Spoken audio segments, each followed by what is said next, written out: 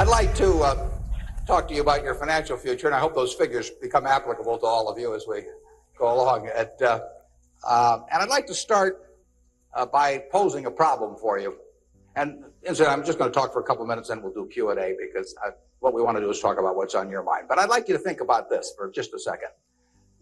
If, as we walked out of here today, I said I would like to buy 10% of your financial future, I was going to write you a check today, and from this day forth, you were going to give me 10% of everything you earned. How much would you want to charge me for that? I'm going to buy 1/10 of you. And I may take the low bid, incidentally, so be careful what you write down. Well, I think if you thought about that a little while, you can contemplate that for a few minutes. You know, you're going to get a check from me today, and you can do anything you want with the money, but from this day forth, you have to give me 10% of what you earn. I think it would be very foolish of you, any of you, if you asked for less than, say, $50,000. Now, it's going to be a few years before you're out earning money, and so I've got a few years of dead money there, but then I would start getting this royalty on you as you went along. So I really think that if you thought about it, most of you would want a fair amount more than that, and I think you'd be right. Fortunately, I didn't make this deal with anybody when I started out, so nobody's got a 10% royalty on me. But I think that $50,000 would sort of be the absolute minimum.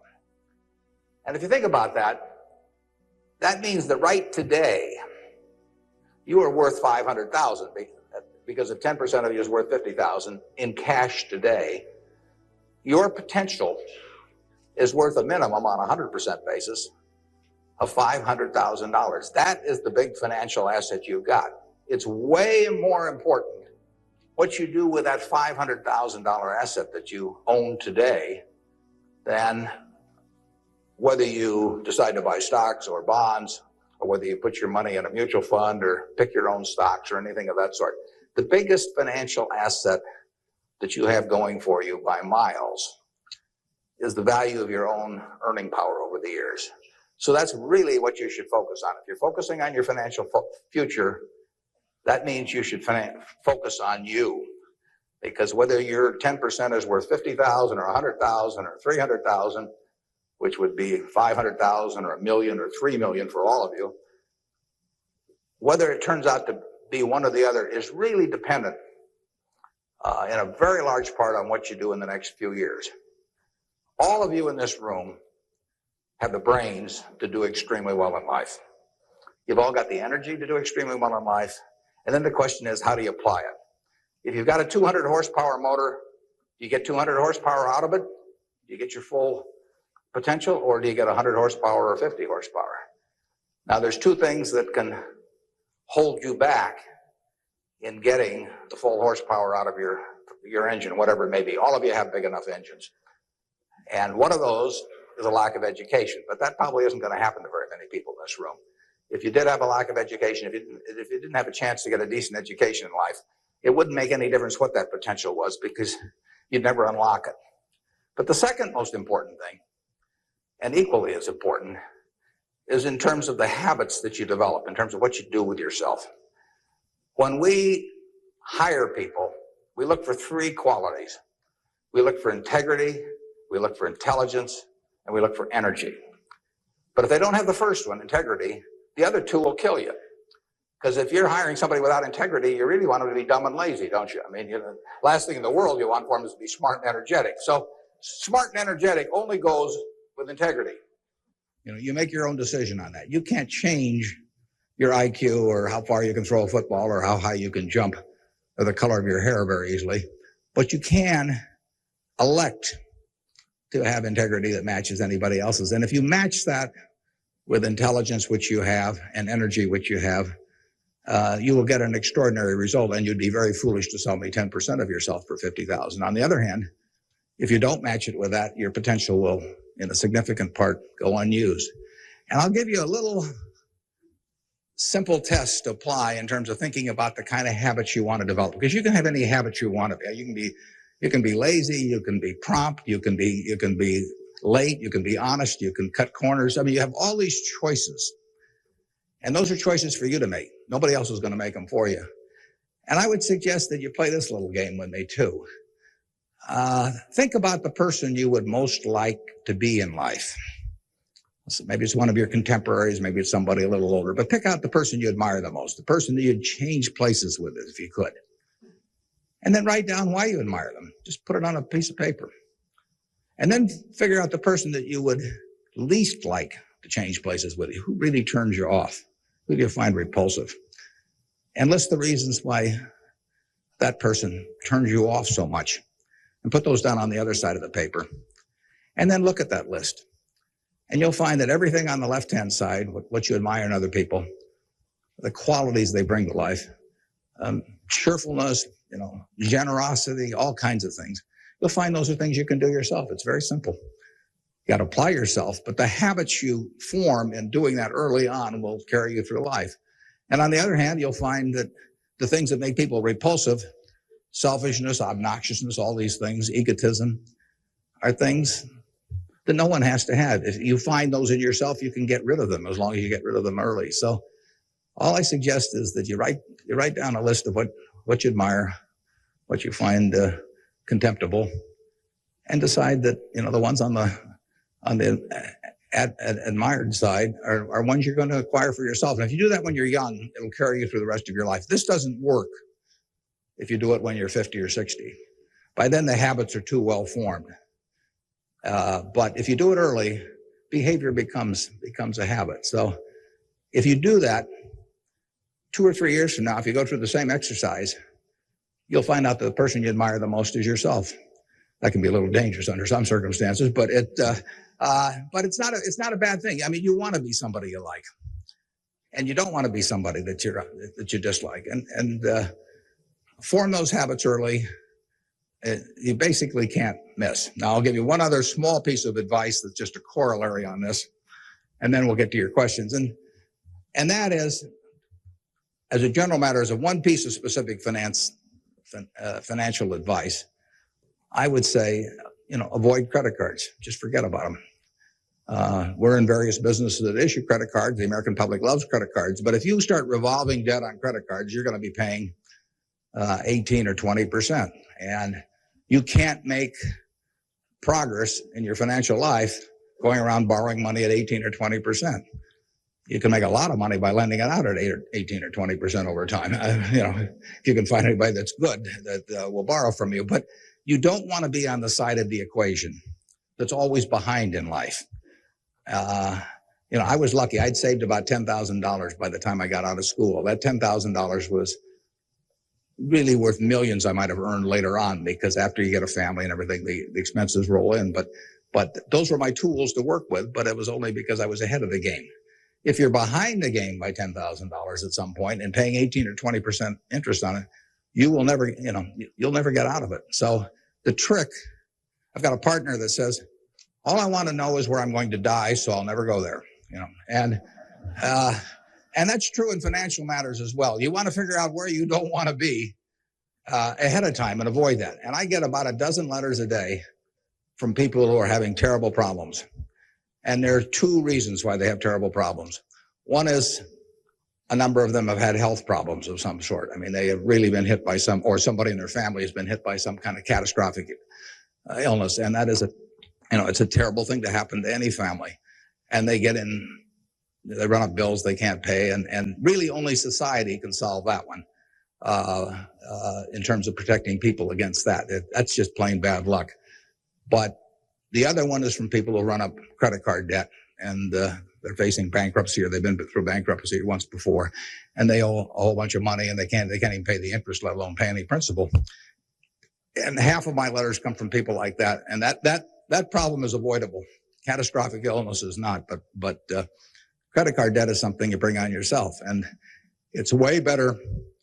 It's way easier to stay out of trouble than to get out of trouble financially, and I will guarantee you, if you run up big credit card debts, you will be in trouble probably the rest of your life in terms of your financial situation. On the other hand, if you get ahead of the game, even it's on a very modest scale, so that money is coming in from investing, and people owe you money or equities owe you ownership, you'll be way ahead of the game compared to paying it, paying your creditors every month.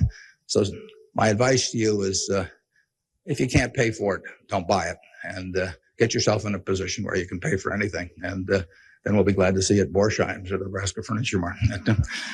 Now let's have some questions. Do we have a mic out there that people can either go to or that travels around, or anything that's on your mind? Ask about. Don't be bashful. How would you advise people who aren't necessarily going into a career field in which you would make a large base salary, such as like medicine or something like that, maybe performing arts or music? How would you advise us to keep up financially with the rest of the world? Well, it is true that a market system does not pay as well in some activities as might seem appropriate for the importance of those activities to society. Just take teaching, for example. I mean, teaching does not pay well. And what could be more important? I mean, you've got to be as interested in who the teachers of your children are as who your accountant is, or, whatever, or who's winning the heavyweight title of the world, or that sort of thing. But it doesn't pay well. And it's a fundamental choice, whether you're going to go into something. For many people, it'd be a fundamental choice whether you're going to go into something you love or something to try and make a lot of money. I think that generally it pays to go with what you love.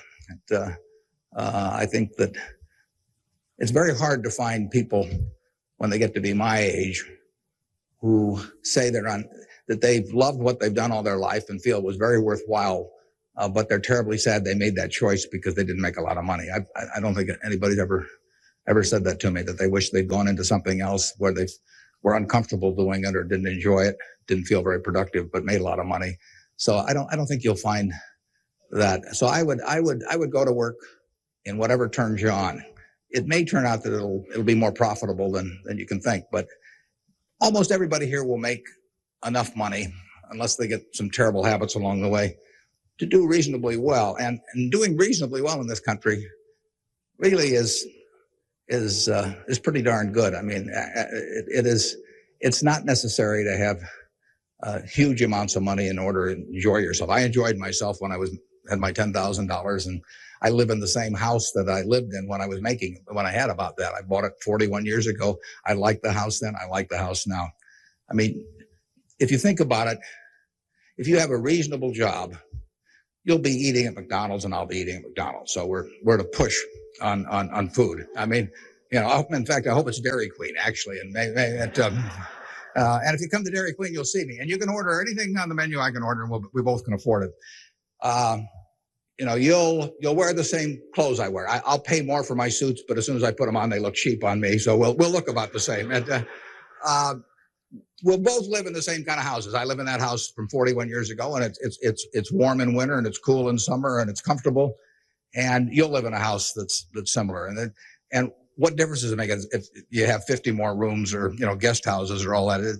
It'll probably just bring you problems. I mean, you have to worry about the greenskeeper or something when you get through. So I have been in the houses of people where the houses are worth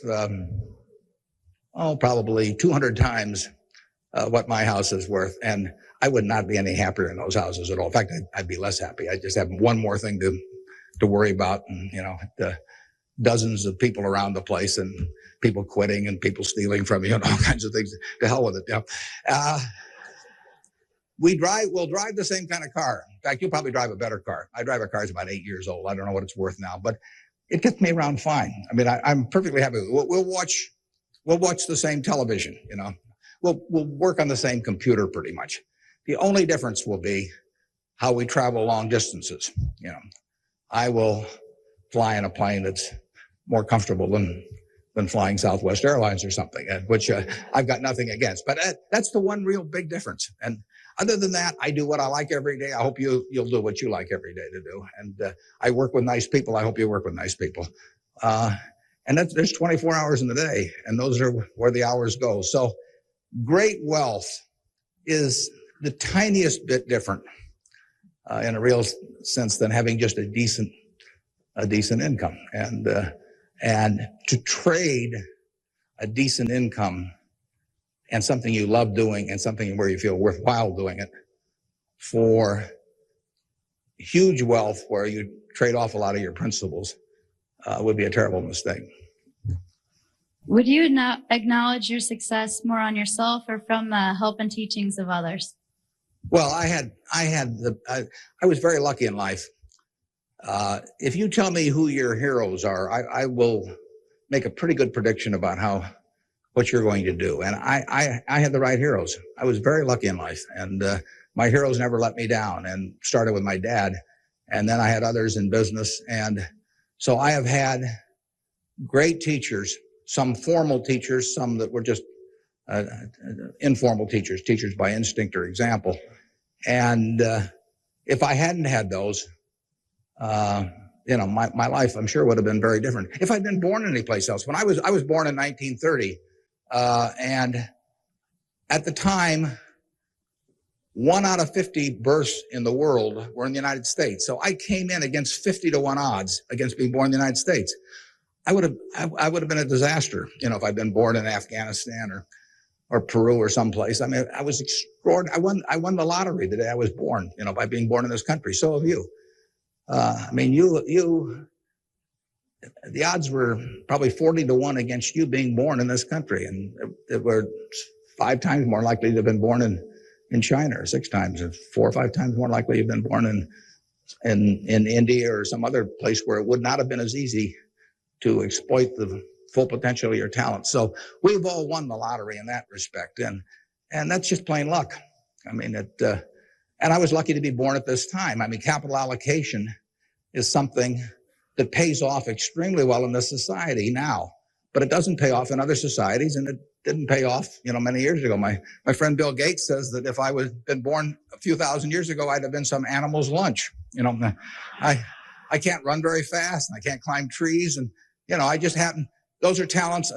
Nobody asked me to climb trees now, but there was a time when it might have been important. And incidentally, Bill would have been some animal's breakfast. I mean, he can't run so fast either. But in any event,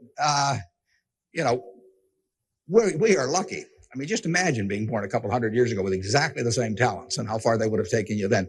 The average person today lives so much better than the richest person lived 100 or 150 years ago. So I'm lucky in that respect. I'm lucky to be born of terrific parents. I was lucky to be raised in Omaha in a great public school system. I got to start here in the first 8 grades. They gave me a foundation that later, when I went off the track a few times, carried me through, because I had a terrific grade school education right here in Omaha at Rose Hill. And one of the reasons I had it, incidentally, is kind of unfortunate, but I had that great education in part because women were being enormously discriminated against. And so a woman at that time could be a teacher, she could be a secretary, she could be a nurse, and that was about it. So you had half the talent pool in the United States limited to just a few jobs. So you had an abundance of talent in those activities like nursing or teaching, because that talent with males was spread across every form of work activity there was, but with women it was concentrated in a few areas, and that benefited me. It's kind of sad because it didn't benefit those teachers, but I was very lucky, and I've really been that way all my life. And what I do is important as what a good teacher does or a good nurse does or something of the sort. I think that's quite questionable. It pays off enormously well in a market economy like the United States, but that's an accident. It didn't have anything to do with any innate ability of mine. In this speech, Warren Buffett underscores the importance of appreciating simple pleasures and valuing meaningful work over great wealth. He emphasizes that true happiness comes from doing what you love, having supportive heroes and mentors, and being fortunate in life's circumstances. Technology continues to transform the world, but the core of a fulfilling life remains unchanged.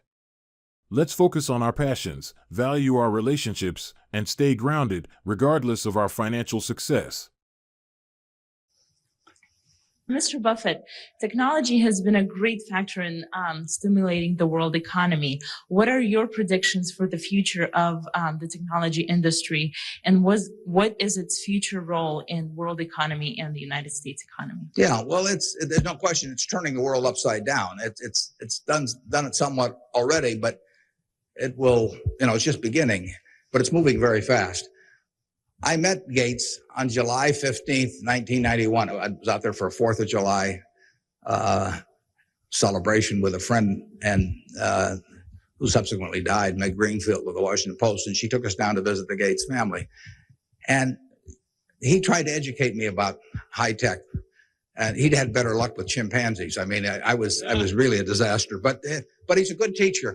But one thing he told me was that at the time, he said, you've got this model in your head of the world, and your model has time and distance as very limiting factors. And he said, they aren't limiting factors anymore. He said, the cost of talking to somebody around the world or getting your message in front of somebody or publishing, he said, it's going to be zero, or so close to zero it doesn't make any difference. And, that was revolutionary.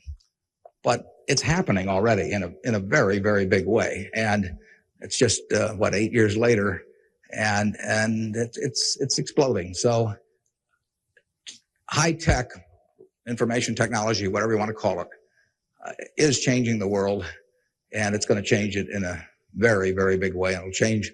I mean, that's one of the things I think about in businesses we buy. We announced the purchase yesterday of a furniture retailer in Boston, in the Boston area. And, I think to myself, what effect does this new world have in terms of the internet on furniture retailing? I mean, you have to think about questions like that. The changes will be huge. I played bridge yesterday with people all over the country, but I played it with people all over the world. I just sit down on my computer and I've got some popcorn there and I'm in khakis and a sweater, and I can have a bridge game in 30 seconds with people all over the world, and no cost to it, basically. That's a lot different than trying to arrange a game with 4 people in Omaha, on a day when one guy wants to play golf and another wants to watch baseball. And I mean, it changes things in a huge way. We are very fortunate. I mean, it's in the degree to which the United States leads the world in this area. I mean, we have a lead. It's hard to think of who's in second place. And 15 or so years ago, this country had an inferiority complex. It'd be hard for you to remember because you weren't old enough to be around then. But in the early 80s, we were wondering whether the Germans and the Japanese were going to own everything, and that they were going to make all the steel and they were going to make all the cars and everything else, and the television sets, and we were going to flip hamburgers. That was the standard line. And just imagine in a short period like 15 years how that's changed around.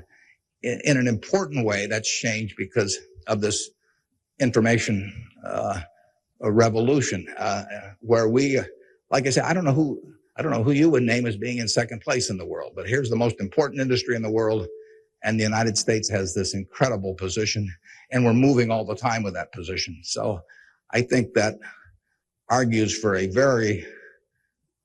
argues for a terrific future for the world over time, and I think it argues even more for a terrific future for this country. What are the best ways for youth to get started now in securing their financial future? For what to secure their financial future? For youth. Youth? Oh, well, it's not very complicated. It goes back to getting full use out of your own talents first.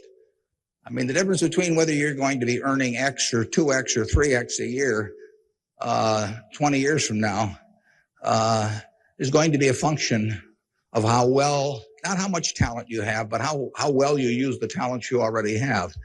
And so that is your best financial future is your own ability and your a capacity to use those abilities to their potential.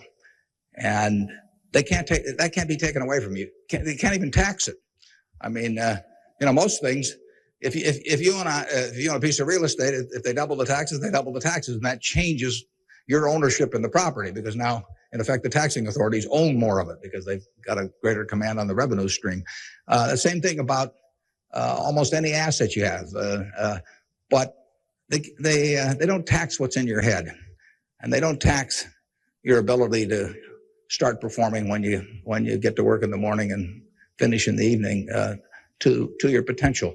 One of the things that amazes me is how people who really do perform well just sort of jump out at you once you're running a business. When I got out of school, I thought, everybody would behave that way, but they don't. Most people sort of go through life in a sleepwalk, and if you don't, you will stand out. So the biggest thing for your financial future is yourself. Now, beyond that, it is always being ahead of the game rather than getting behind the game. It's saving a little, no matter how you do it. I mean, I delivered papers, I worked at Penny's, I sold golf balls, I had a pinball machine around. I did a lot of things that enabled me to accumulate about $10,000 by the time I got out of school.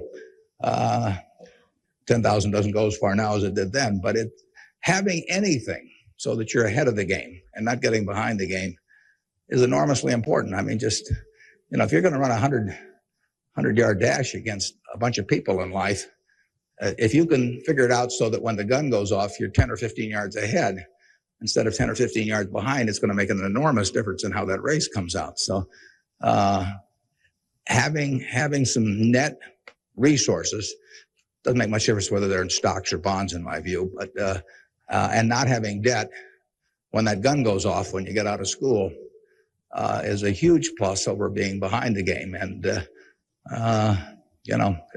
it may come from delivering a paper out in the morning. It may come from part-time work someplace, but put aside a few dollars for yourself so that when the time comes and you enter the workforce, you're ahead of the game and not behind. And then once you get there, don't get behind by buying a whole lot of things that you figure you're going to pay for someday while you're paying 20% interest in between. I was wondering, with the increasing costs of education today, what can students do to deal with their debts once they're out of college? Well, that's a tough one. I mean, I guess I'd pay it off as fast as I could, and I would incur as little debt as possible before that time came. And I would say this, in my experience in business, there is very little difference, if any, between a very high-priced business education and what's available for a lot less money. So I went to the University of Nebraska at Lincoln my last year in college. I went to Wharton for a couple of years before that. I learned just as much at the University of Nebraska as I did at Wharton. And it's nothing against Wharton. I mean, it's just we had a very good school here. I had some terrific professors at Lincoln. And so I would not assume that if I was paying a few $1,000s for an education here in the state, for example, versus paying huge amounts elsewhere, that it was going to make a lot of difference. A lot of the education, you need to be prodded in the right direction, but an awful lot of it is self-taught.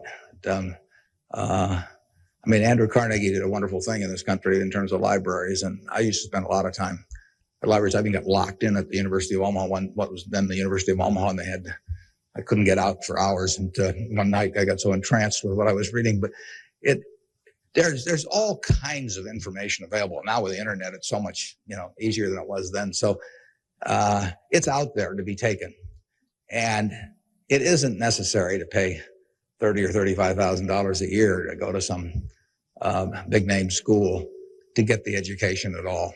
I mean, if you're going to learn accounting, which is probably the most important course you'd take in business, if you're going to learn accounting, you can learn accounting absolutely as well, in my view, going to UNO as going to Harvard. I mean, I see, I'd bet on that. And I wouldn't run up huge bills in terms of getting a business education. Now, if you're going to get a medical education, I mean, there's certain professions where there may not be any way around spending a fair amount of money and getting in debt to some degree.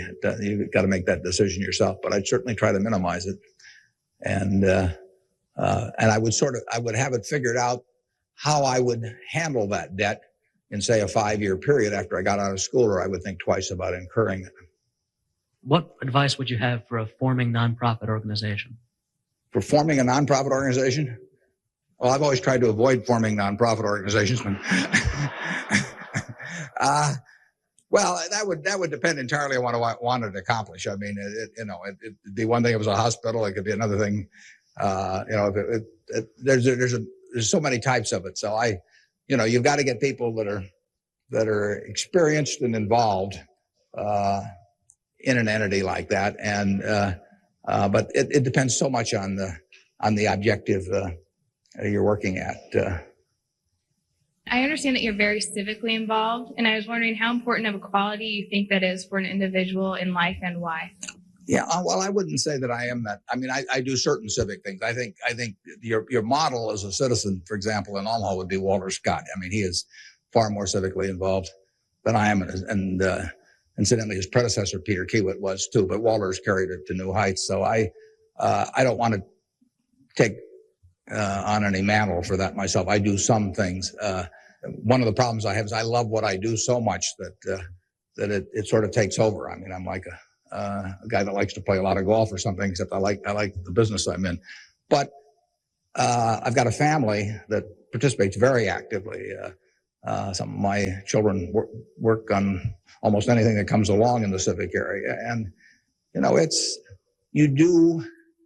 the end, people do what they want to do to quite a degree. And I think I've never talked to anybody that enjoyed working in civic activities that didn't feel where it was very worthwhile after they've done it. I mean, they've built something, and participating in building something is always a lot of fun. And actually you can have a good time. We have this golf tournament, for example, in September, and we raise some money for civic things, but everybody has a good time. So nobody's paying any price by doing it. I'm having a good time. The people who come are having a good time. And we get to show Omaha off to people.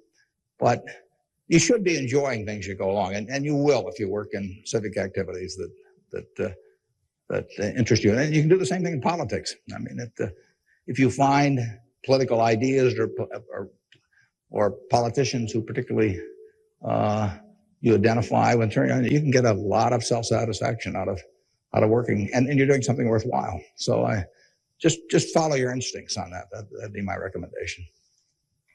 I have a question. What do you see as the biggest economic problem facing the youth of today going into the future? Yeah, I don't think that you're going to have enormous economic problems. I think you will live in a society where the average person lives better by a significant margin than the average one of a generation earlier or two generations earlier. That's been the history of this country. It's a marvelous country that way. I mean, when you think of it, we have 4.5% of the world's population, you know, and what's been accomplished here is incredible. 53% of the value of corporations that are publicly traded in the world exists in the United States with 4.5% of the population. This country always has done well. They say in stocks that you should buy stock in a business that's so good that even an idiot can run it, because sooner or later one will. And that's not terrible advice. Well, that seems to have been sort of the history of this country from time to time. I mean, we've had all these problems that have come along. If you look back on the last 100 years and list all the problems this country's run into, you know, you can make a very long list. And a lot of people who focused on those problems at the time have missed the bigger picture. And the bigger picture is that every generation lives better than the one before it. And that's because of savings, because savings enable people to create new tools to do better things as they go along. And it's also due to an environment that lets people realize their potential to a greater degree than most other environments in the world. It's far from perfect. I mean, it's sad how far it is from perfect, but it is better than anything else around. I mean, in this country, you don't have some commissar or something running a big business in this country. You've got a guy like Jack Welch, and a fellow like Jack Welch makes a difference of night and day in terms of the productivity of that business over a period of decades. And productivity is what causes the standard of living to rise. So a system that throws up the Jack Welches of the world to run businesses is going to have an enormous advantage over a society that does it by heredity or that does it by government edict. And we're closer to that society that I've described than any other country. And it's led to great things, and it will continue to lead to great things. So I think you've got the best future.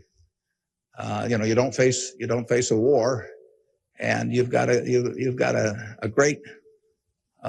better future in terms of achieving material rewards than any generation in history. So I wish I could trade you places.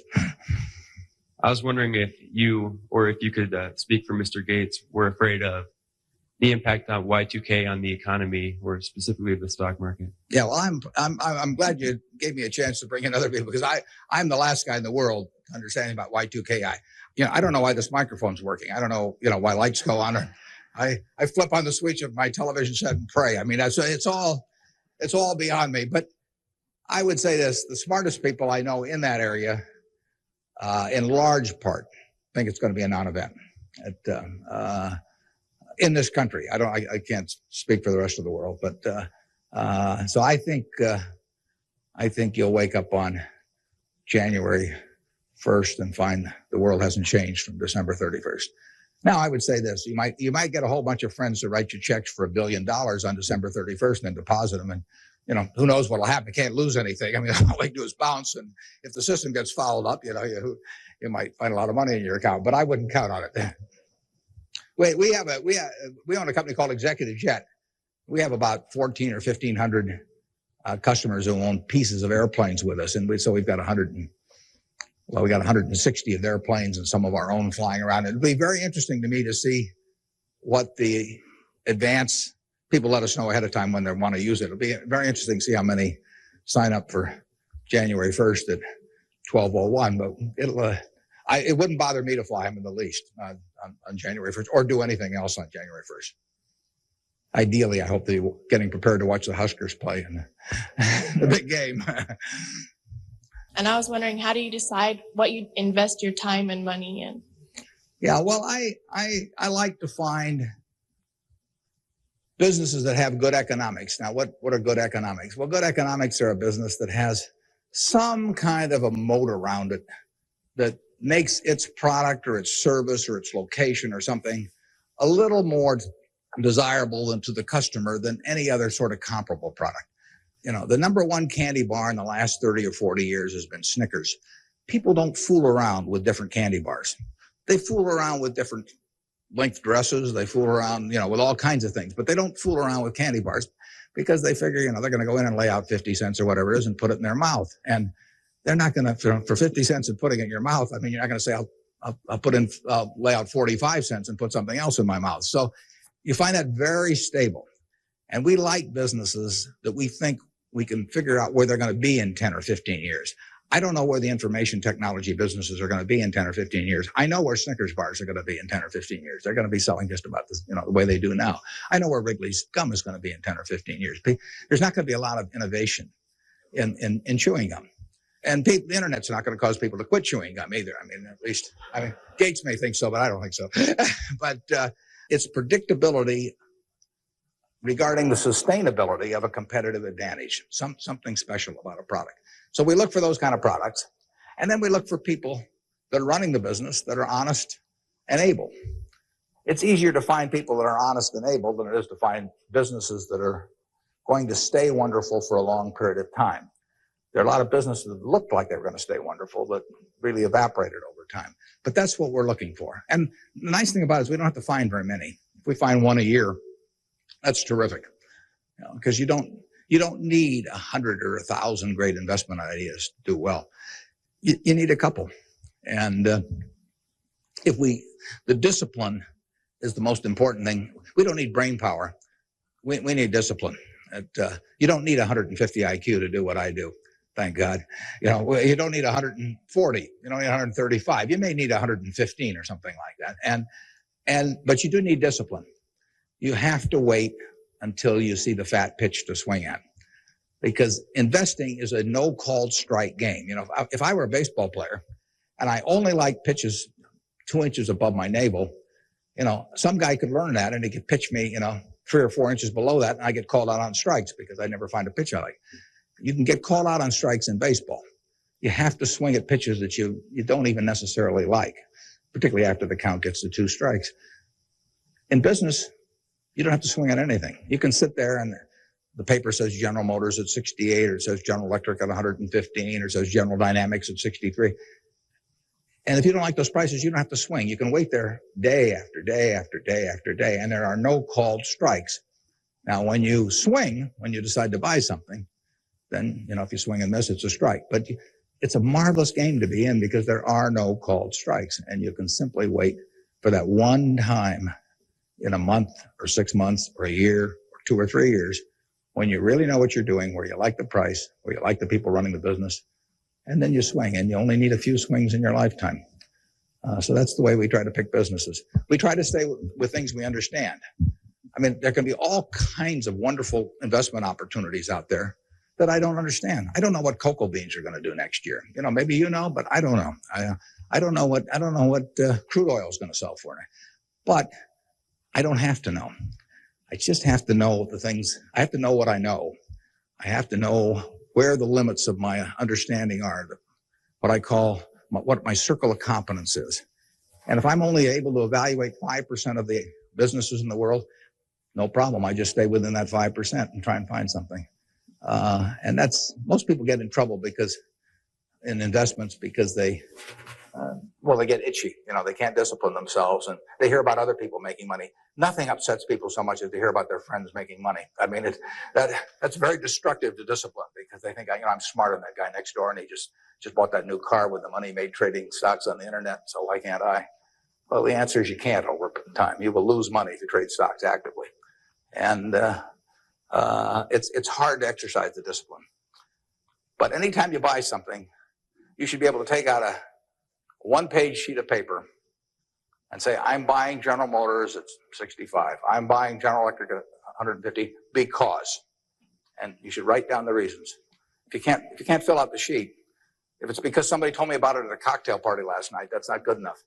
If it's because my broker told me about it, that's not good enough. Yeah, it's you've got to have a reason for thinking that it makes an intelligent investment. You do the same thing if you're buying a farm or an apartment house. If you're buying a farm, you'd say, I'm buying this farm at $1,000 an acre because I think I can earn $60 an acre on it. If corn sells at such and such, and soybean sells at such, and yield is such and such. And you'd figure it out. That's the same reason you buy businesses. And when you buy stocks, you're buying a little piece of a business.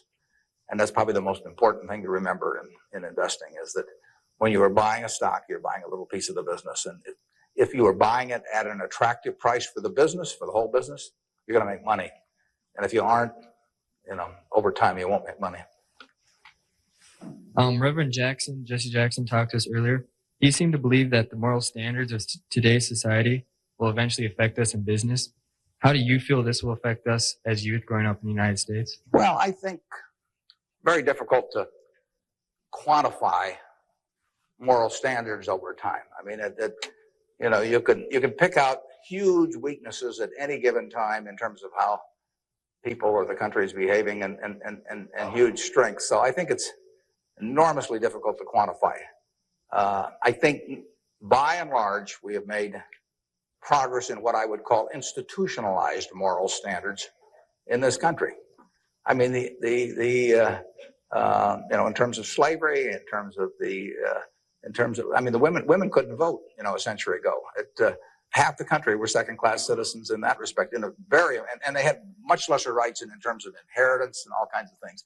The income tax didn't exist 100 years ago. So the idea of taxing people according to how much they benefited from society and their income didn't exist. So I think in terms of institutionalized moral standards, the country has made really quite significant progress in the last 100 years. I think, you know, there's an enormous distance to go. I think we're going in the right direction, maybe by fits and starts, but I think we're going in the right direction, and I think that it will be a significant plus to everybody in this room if they live in a more moral society 40 years from now than a less moral. But I think the odds are that they will.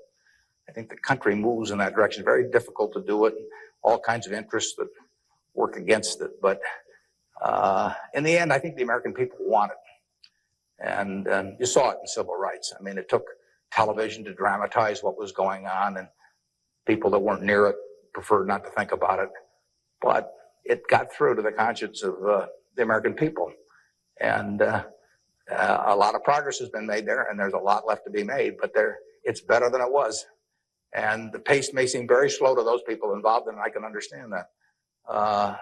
The pace, you know, for women's suffrage, I mean, that went for decades and decades and decades. Women couldn't be on a jury. I was reading the trial of Clarence Darrow which took place in California in about 10 or 11. There were no women on the jury. The woman wasn't allowed to be on a jury. They weren't citizens in that sense. So it's the moral behavior of the country has, in my view, improved, but and it'll continue to improve, and I hope you all in this room do your part to help it improve. I was wondering how, since the stock market's so high right now, if it'd be smart for us to get involved now or to wait till it goes down a little, or what? Yeah, I can't tell you whether or not to buy stocks now generally. I think it's important that you save money, and whether you put it in the stock market or not, I don't think is terribly important. I think if you're interested in stocks, you should buy it, and you've got a little capital, you should buy a few. I mean, I don't think there's any way of learning about them better than experiencing it. Doing it on paper isn't the same. I can guarantee you, if you lose money on paper or lose real money, it's a different experience. And I think you'll learn more about yourself if you do it that way. I bought my first stock when I was 11. I was at Rose Hill at the time, and I bought 3 shares of City Service Preferred at 38, and it went down to 27, which is something I still remember, even though I was 11 at the time. And then it went up to 40, and I sold it. I made $5 on my 3 shares after commissions, and then it went to 200 and something. So, I probably remember that a little better than if I'd been doing it on paper. And I fooled around doing a lot of things between about age 11 and 19 in the stock market. I did charts. I did all kinds of technical analysis. I read every book I could get on the subject. And I didn't do that well. I didn't do terrible, but I was really just floundering around. But that meant by the age of 19, when I read Ben Graham's book, I was at the University of Nebraska in Lincoln, I went and bought this book called The Intelligent Investor, just come out, and it had an enormous impact on me. Now, if I hadn't done in the previous 8 years, if I hadn't been all over the lot, I'm not so sure that book would have had the same impact on me. I mean, by that time, I was prepared to read Ben Graham's book, which changed my life financially in an incredible way. I mean, I wouldn't be up here today if I had read that book.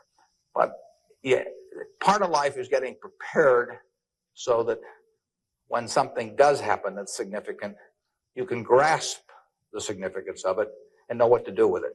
And I would say that first 8 years of fooling around, even though it produced nothing financially to speak of, produced a lot in terms of getting my mind prepared for when I really did read something that made sense. So I was ready to accept it.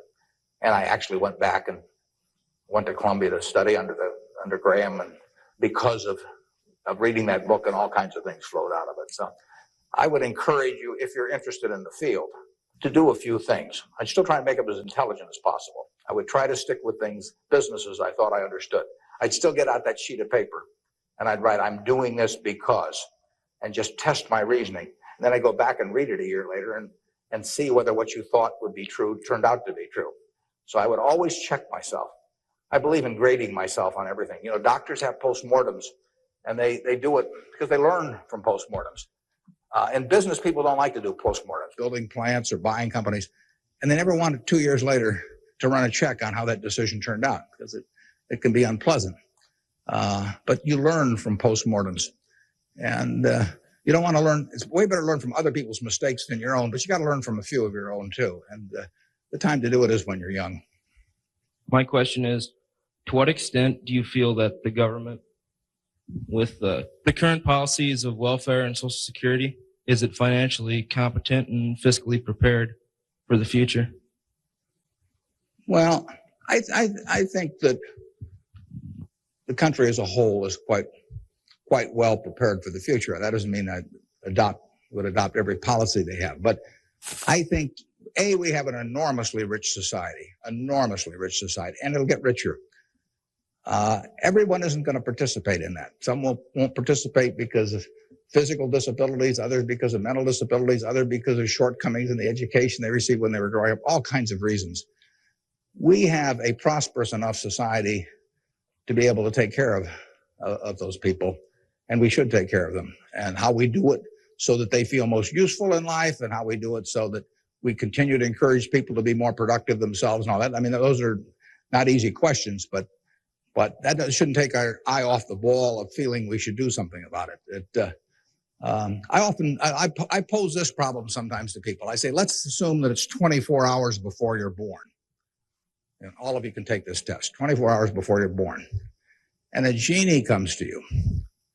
And the genie says, what was your name again out there? Whatever. We'll call you Joe. And the genie says, Joe, says, you look pretty promising to me. I think you've got kind of a sense of fair play and a good mind. And so I'm going to let you have an extraordinary opportunity. I'm going to let you design the world into which you're going to be born in 24 hours. It's yours. You pick out the political rules. You pick out the economic rules. You pick out the social rules. You design the world. And when you're born in 24 hours, you're going to be born into that world. And that's the world that's going to exist for your lifetime, for your children's lifetime, for your grandchildren's lifetime. And you, having heard of some of these genie jokes in the past, would say, what's the catch? The genie says, well, it's a very slight catch. I said, when you're born in 24 hours, you're going to emerge in this world you designed. But what you don't know is whether you're going to be born black or white, male or female, rich or poor, bright or retarded, able-bodied or infirm, in the United States or Afghanistan. All you know is that you're going to reach into this barrel, which now has 6 billion balls, as we know, representing one person, every person in the world. And you're going to participate in what I call the ovarian lottery. You're going to take one ball out of that barrel, and you're never going to get another ball. That's you. You're going to get one ball, and now you're going to emerge. Now, what kind of rules do you want to have for that society, not knowing which ball you're going to get? Now, that I put to you is the way I think people should think about social policy. And if you're lucky enough to be born in this country, you've won the lottery already. But we should have a system, in my view, that encourages the Jack Welches and the Bill Gateses and all of that to work far beyond the time when it has any economic significance to them. We want people commanding those resources who are extremely able at commanding them. That's how the standard of living moves forward. So we should want Tom Osborne coaching in Nebraska. We should want Bill Gates designing software, and we don't want to mix up those two. We don't want to get Bill coaching in Nebraska. So you want a system that gets people to their potential and puts them in the position where they can do the most good for society. But you also want a system for the people who get the wrong ball. I mean, somebody's going to get the ball, that says 80 IQ. Somebody's going to get the ball that says this disease or that disease early in life that cripples them. And we've got a rich enough society that we can take care of those people. And I think that, to get back to your question, I think that this society will move more and more in that direction. It has the capability of moving more and more in that direction as our resources and our output increases. And I think that it has the will to do that in a general way, although, like I say, there have always been lots of fits and starts. So there is no shortage in the United States of resources. There's no shortage of output. You have to have a system that encourages people to behave to the limit of their abilities and puts them in the right place. But then you have to make sure that everybody gets taken care of, too.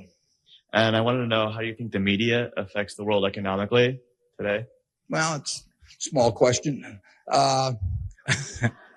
Well, what it obviously does, simply because it's moved so far technologically, is it's brought it together in a big way. I mean, I was over in China a few years ago, and I was right after the time of the women's conference in Beijing, and I was reading the Chinese coverage of that conference, and of course it had nothing to do with what was taking place, but the internet was coming in, and you can access the Washington Post or the New York Times or anything. I get the Washington Post at 9:30 here at night. In effect, I never could get it the next day through physical delivery, but by electronic delivery, I can read it. Probably earlier than most of the people in Washington are reading it. So the ability to communicate and the degree to which the world can have awareness of what's going on every place in the world is just, it's been a quantum leap. And, that will have, there are a lot of things that come out of that. And net they're a plus over time. But the ability of information to be available to everyone worldwide almost instantaneously, it can be huge advances in things like medicine, for example, just to pick one. So it's a net plus. It has a big effect, and the definition of media has now been expanded enormously. I mean, there were 3 television networks in the early 1960s, and that was it. There were 3 highways information traveled electronically. And if the 3 pieces of information were I Love Lucy, and something else and something else, those were the 3 choices of information or entertainment that you had for tens and tens of millions of people sitting there looking at a tube. Now it's unlimited, and that's only, 3 or so decades. So it's just exploded, and it'll continue to explode. And net, I think it's a plus. And I think it's 1 o'clock. I want to thank you all. I wish you well. You're going to do terrific. Thanks. In conclusion, Warren Buffett highlights the importance of continuous learning and preparation in investing, as well as the significance of a fair and inclusive society. His insights emphasize the value of experience, the need for societal support systems, and the transformative impact of technology and information accessibility. As we navigate these elements, we can better position ourselves for both personal and collective success.